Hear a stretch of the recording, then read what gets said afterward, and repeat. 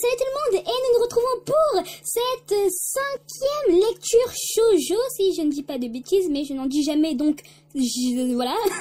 Donc nous nous retrouvons pour cette 5e lecture shoujo qui portera sur évidemment 2 mangas. Le premier étant Ibi Shushu, et dessiné fait par Sue Morishita, et le deuxième étant Moving Forward. Bon, j'ai pas parlé avec mon meilleur accent mais Moving Forward fait par Nanaji ou Nanaji Nagamu, bref, c'est pareil. Je vais commencer par celui qui m'a le plus plu. Quand je dis plus, c'est celui que je voulais vraiment acheter depuis depuis longtemps, sauf qu'il n'y a absolument pas de raison en fait. Bref, donc du coup, c'est Ibi Shushu. Alors, Suiren est une lycéenne de première année qui se fait tout de suite remarquer pour sa grande beauté, mais cette dernière, n'étant pas très à l'aise avec les autres, reste le plus souvent silencieuse et ne montre aucune expression particulière. Un jour, elle sera aidée par Kawasumi, un autre première année, qui lui est mal à l'aise avec les filles, et petit à petit, elle commencera à changer. Donc, que dire de Ibi Shushu, Headways et Papillon. Bon, ça c'est un petit peu de la merde, donc je vais garder Ibi Shushu parce que honnêtement, Edelweiss et Papillon, ça gâche un petit peu. Moi, je trouve que ça gâche un petit peu le truc. Bref, donc Ibi Shushu, Ibi Shushu, c'est un manga bref, c'est un manga à lire. Je dis bien, c'est un manga à lire.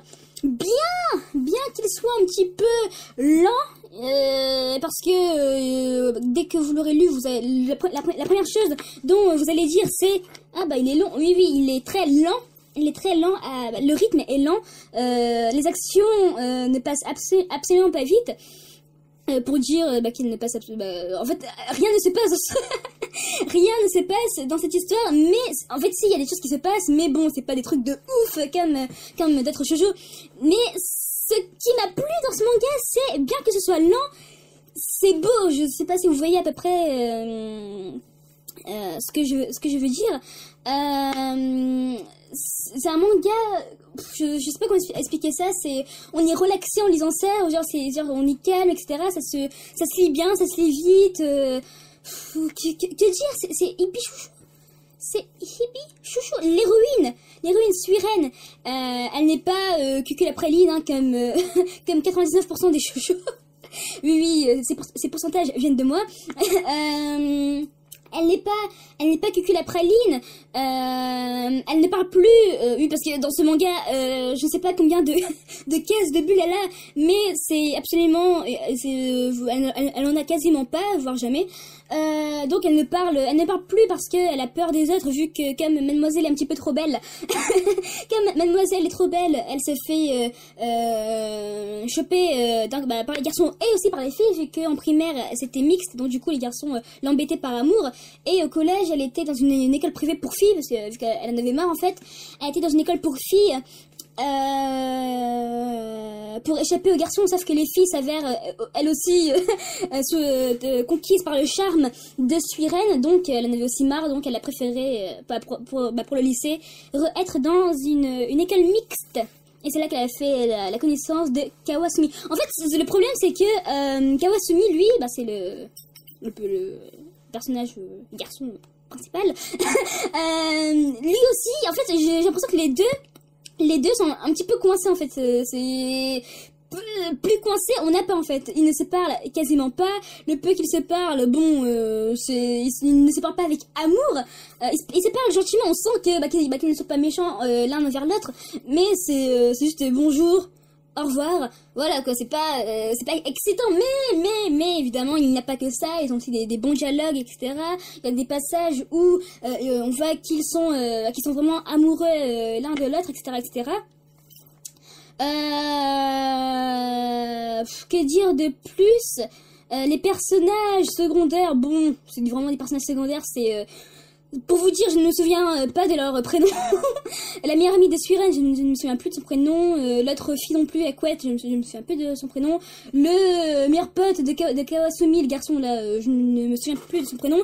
La rivale de Suren non plus. Le rivaux de Kawasumi non plus. Voilà quoi. Ou peut-être que c'est vraiment moi qui ai des problèmes avec les prénoms.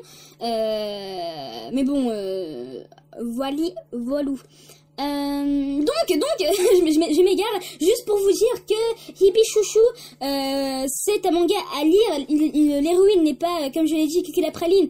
Elle ne parle pas, elle est jolie, etc. Les dessins, c'est vrai, j'ai pas parlé des dessins. Les dessins ils ne sont pas non plus, ils sont pas non plus au top du top. Ils sont bien, ils sont beaux.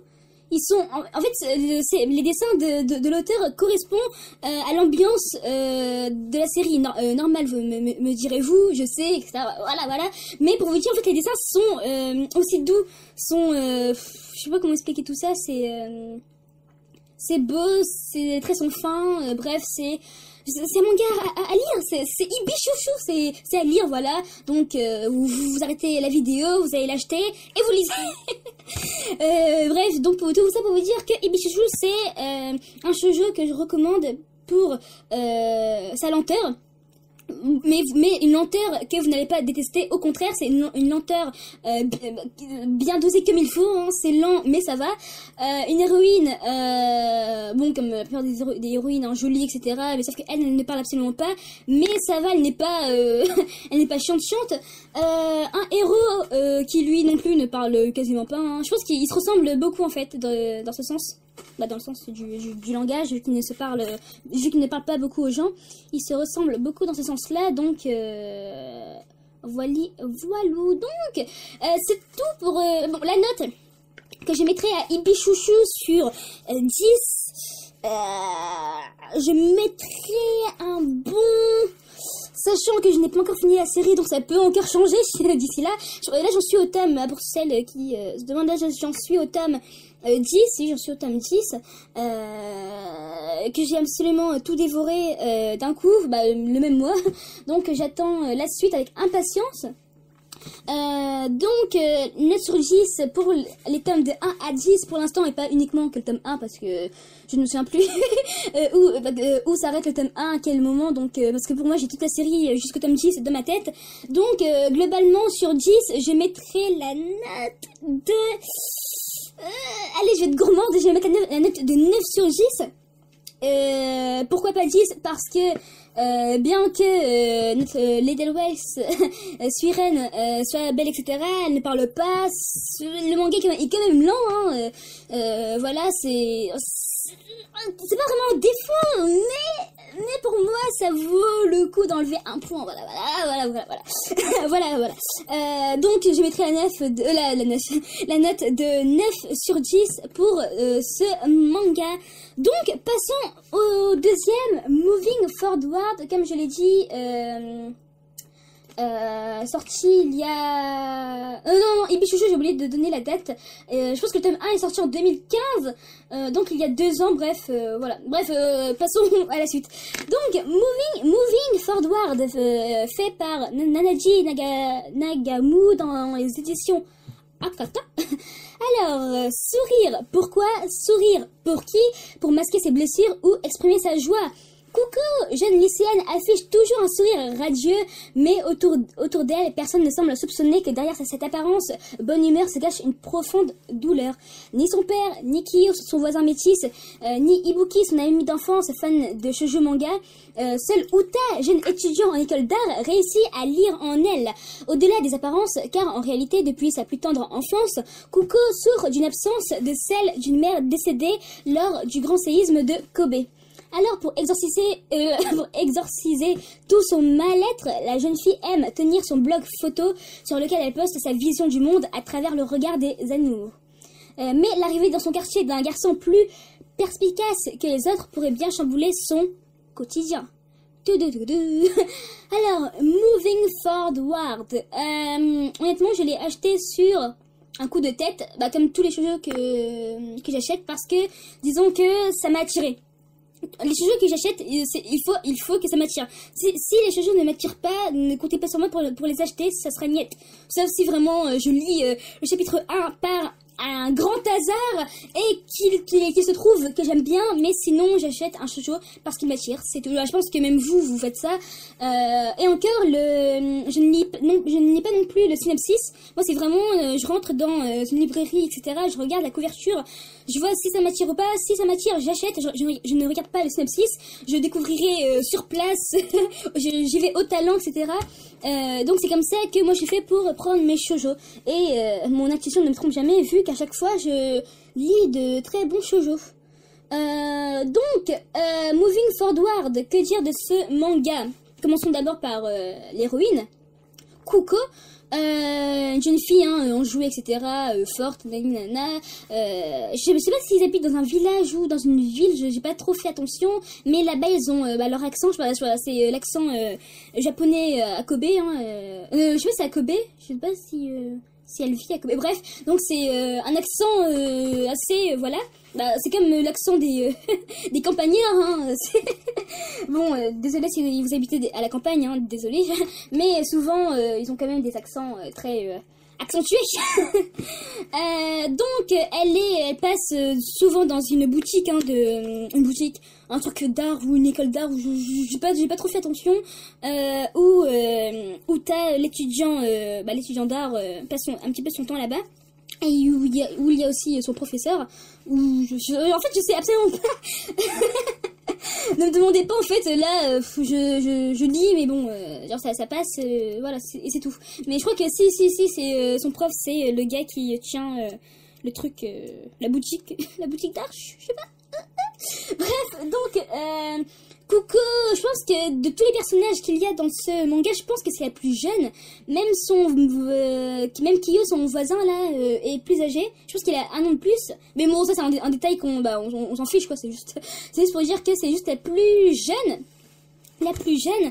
Je ne peux pas vous en dire plus sur ce manga. J'en suis qu'au tome 2. C'est à suivre. Les décors, je vais passer les personnages et parler du décor de ce manga, mais waouh.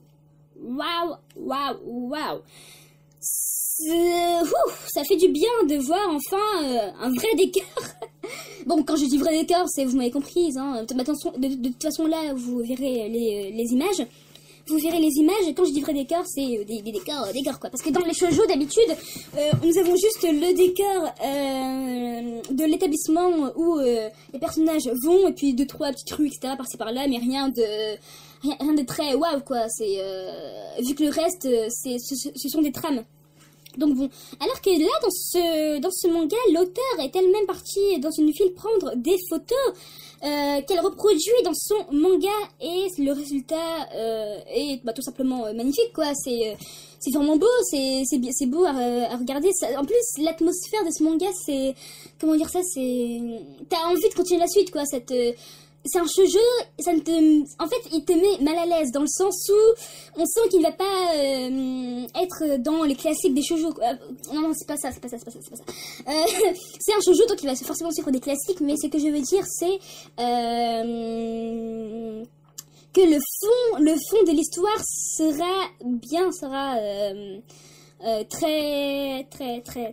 Il y aura un vrai fond dans ce manga, et j'ai envie de savoir, j'ai envie d'en connaître plus, de savoir plus pour savoir. On sent que ce manga ne sera pas comme les autres. En tout cas, moi, je le vois comme ça. En plus, ça parle d'art, moi qui suis fan d'art, etc. Mais je pense que de toute façon, c'est marqué, c'est amour, spleen et art. Donc, pour celles qui sont fans d'art, ça va absolument les plaire. C'est sûr, à 100%, ça va vous plaire. Donc, moving forward, bon, je ne vous parle pas des personnages, Kiyo, bon, c'est tout ce qu'il est amoureux de Kuko. Uta, l'étudiant, on sent que lui aussi a une blessure à l'intérieur, on ne sait pas ce que c'est, on a envie de savoir. Et le garçon qui vient d'arriver là, je ne me souviens plus de son nom, lui aussi on sent que qu'il y a un truc quoi. Donc j'ai hâte de connaître la suite, de suivre cette série et de savoir ce qu'il s'y passe. Donc pour l'instant, pour ce manga, je mettrai la note de 8,5 sur 10, à suivre de près. Je pense que la note va absolument augmenter Non, c'est même pas que j'en suis sûre. J'espère même.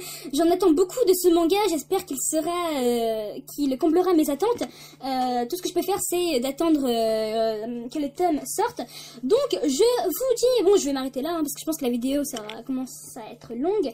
Donc, c'est tout. C'était la 5e lecture shoujo. J'espère pour le mois prochain vous dénicher encore deux shoujo dont je pourrais vous faire des lectures. Donc, je vous dis à la prochaine pour une prochaine vidéo.